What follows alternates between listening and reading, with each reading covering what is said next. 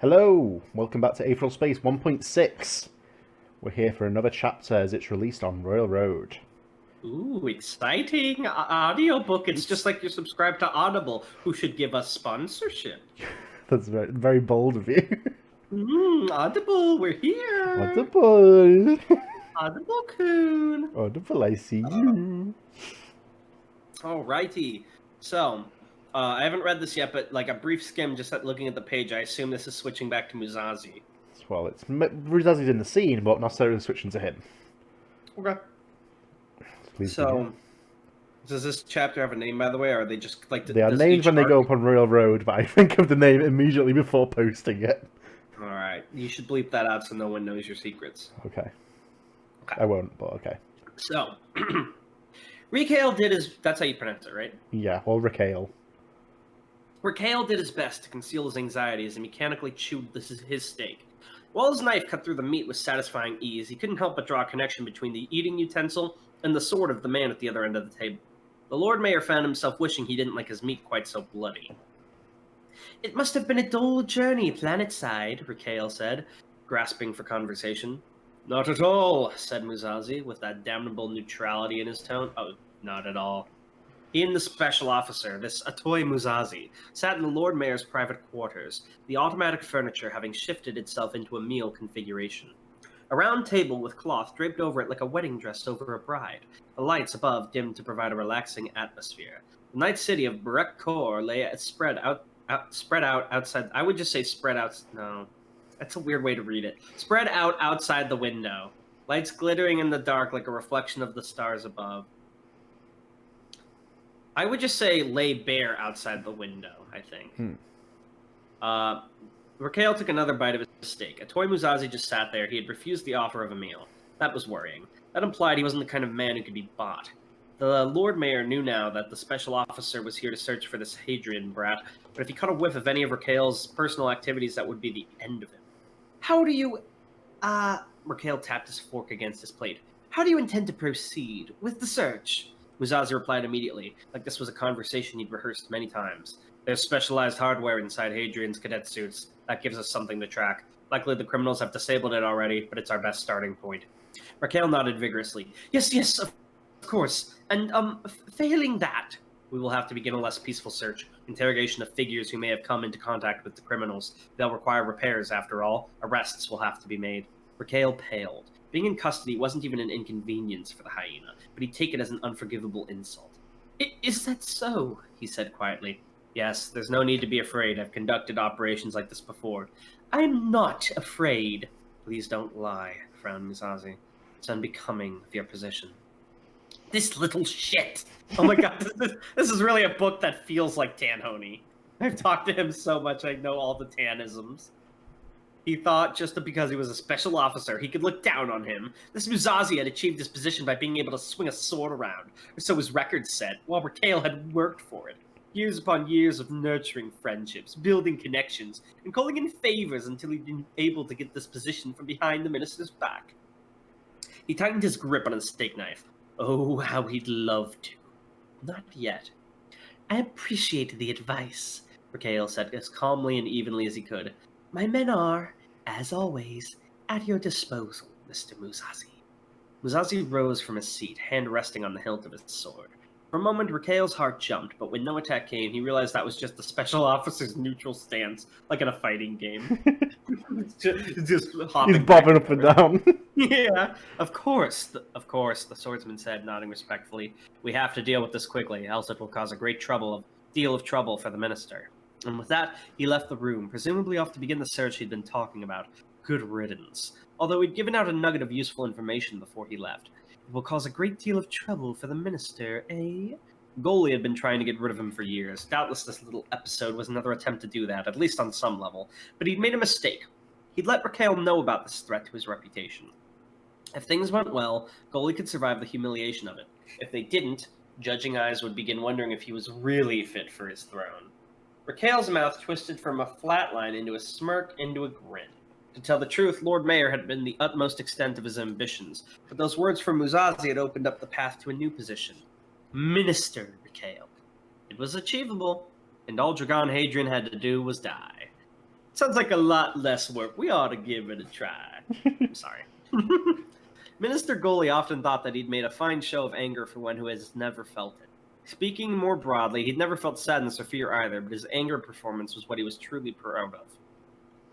He had never felt fear, but understood how it worked. The right biological indicators in him triggered the ones he wanted in others. I wonder if this is going to have to do with him being a certain alien race, or if he's just, like, edge.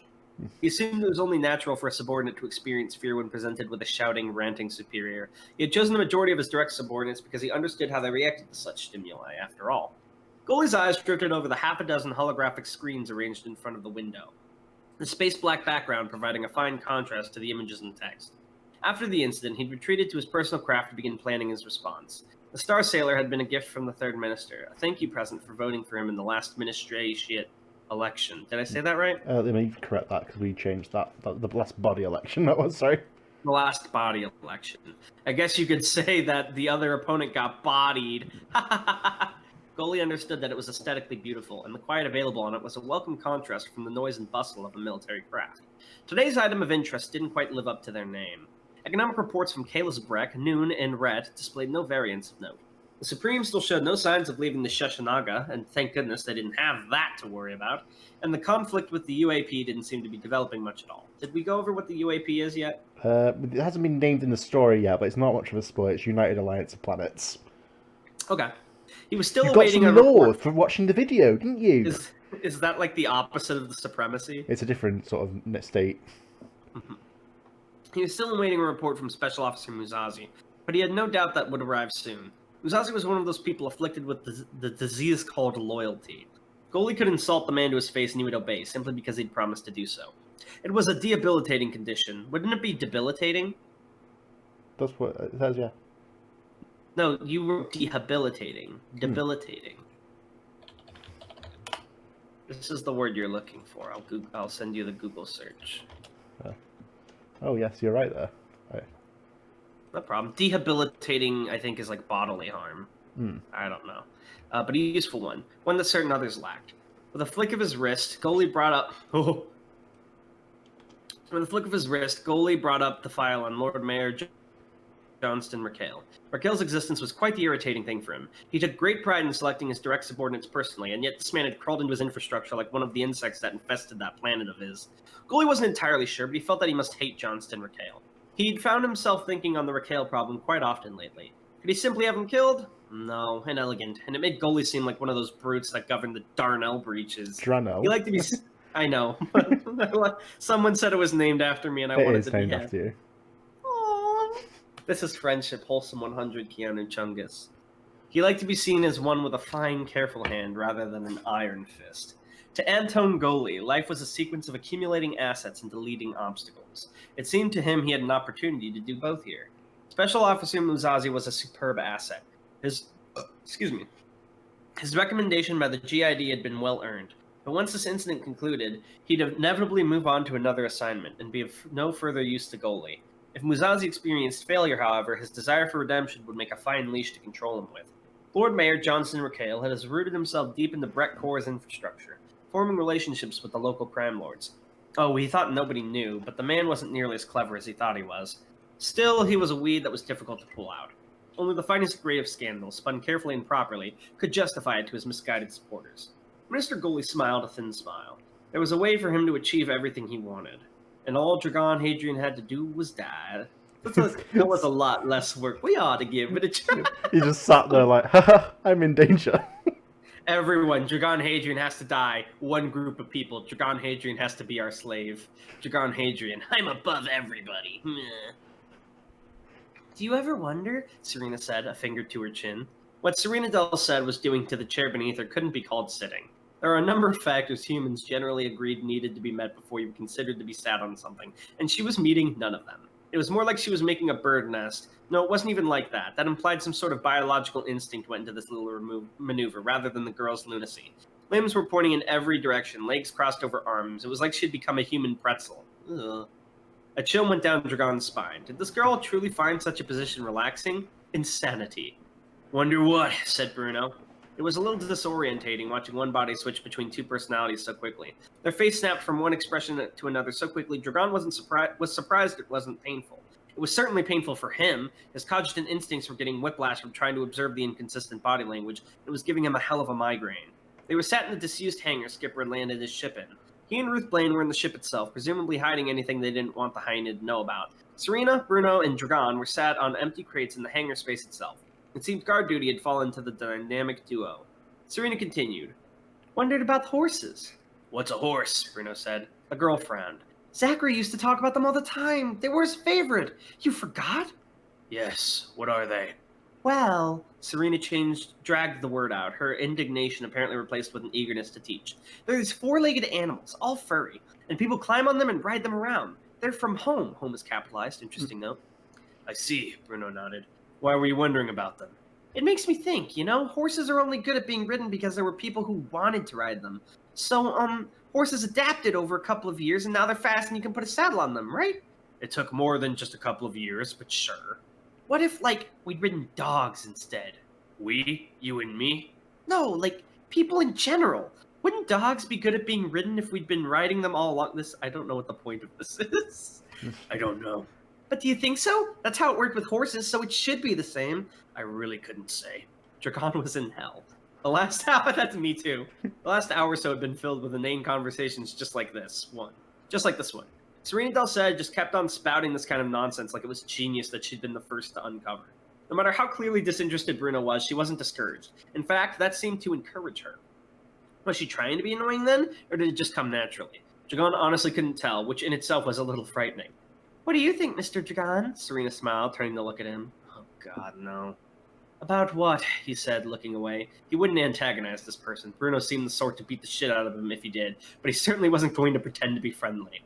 About the horses. Do you think of... Oh, yeah. I think that's supposed to be if. Do you think if we'd ridden dogs around early on, they'd be bigger and stronger now? He shrugged. I don't know. Maybe. Maybe?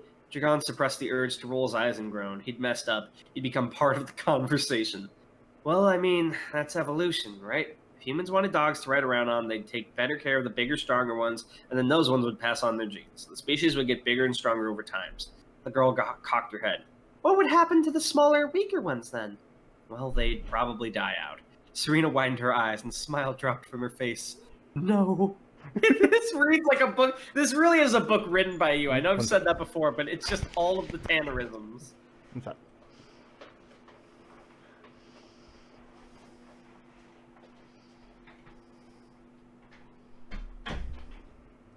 Okay. Well, it doesn't even matter, said Dragon, rubbing the back of his neck. Dogs aren't the kind of animals you'd ride around on in the first place, so people wouldn't breed them for that. Horses were probably already big and strong enough to carry people, so the ones that could be ridden around got protected by humans and were able to pass their genes on. Serena put a hand to her chin, nodding sagely. You're real smart, Mr. Dragon. He smiled hopefully. Smart enough for you to let me go? I won't tell anyone. Serena switched with Bruno, who scowled. No, don't assume she's stupid. Worth a shot, Dragon shrugged. Bruno Delced's edgy ruffian act was easy to get used to. He didn't have much in his repertoire save for scowling and the occasional physical intimidation. Bruno glared at Dragon and went to stand up, only for Serena to sit back down. No fighting, she said, crossing her arms. We're all going to be good buddies here. Right, Mr. Dragon? Oh, sorry, there's a line missing here. I don't know what happened there. Okay. Why don't you insert that line? I will, yeah. Wow, guys! Lore in real time! You would have missed this if we hadn't done this video! There we go. Is that good for you? Yeah. You kidnapped me! Well, he said smiled. Oh, sorry. You kidnapped me! The girl smiled. Yeah, but we're gonna let you go after.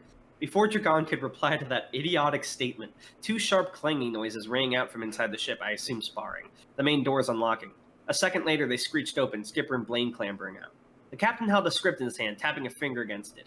You kids playing nice? Now it was Dragon's turn to scowl. Fuck you. Always a pleasure, Mr. Hadrian. Skipper stuffed the script back into his pocket. Excuse me. We got everything that needs hiding hid, just in time, too. Ruth, unlock the hangar. I'll let the Hyena's engineers in. I'm so sorry for all the burping, guys. I've been on that hard seltzer, you know me. Right, said Blaine, an amused glance sliding off of Dragon's face. She thought his animosity was something cute, like a particularly rowdy puppy. Oh, he'd wipe that smile off her face come the end of all this. Will he, though? As Blaine worked the controls, the red light hanging over the hangar doors switched to green, and Skipper approached as they slid open. Beyond the doors were 10 engineers, clad from head to toe in thick overalls. I bet these are guys hired by the hyena to get him. And I bet the fight's about to... I called it! I accidentally read ahead a few lines! Yes! Skipper extended a hand for the one in front, a stout man to shake. Howdy, fellas, he grinned. She's a fixer-upper, but you'll learn to love her. As one, the group of engineers pulled rifles out from the folds of their protective gear, pointing them directly at Skipper. 10 red sighting lasers danced for supremacy across his face. Skipper blinked. Was it something I said? And then the fighting started. I was right, Tan! And this is where Dragon's gonna show himself and be all like, I'll protect you guys because I hate the drug guy. And they'll be like, you're all right, Dragon. And he'll be like, don't mention it. I'm ready for it. Be ready for it. So that was 1.6. Yeah. And I hope you guys enjoyed. Sorry for all the burping. Sorry for the awkward moments. But, if you'd like to read this at a steady pace, you can go to Royal Road. This link should be up the same day this episode goes up, and it'll probably be posted in the description. It will be. Yeah. Well, thank you for watching, everyone. Yeah. Oh, and Plug Zone. We'd like to plug Tan's new series, Royal Road, or Aetheral Space on Royal Road. Wait, if you haven't heard of it, Plug go check Zone's it here out. as well? No, it's a joke. Wait, because it's all we Plug literally Zone? It's a joke because we literally just read Aetheral Space, and I'm telling them to go read Wait. Aetheral Space. It's all Aetheral Space? Always has been. Boom.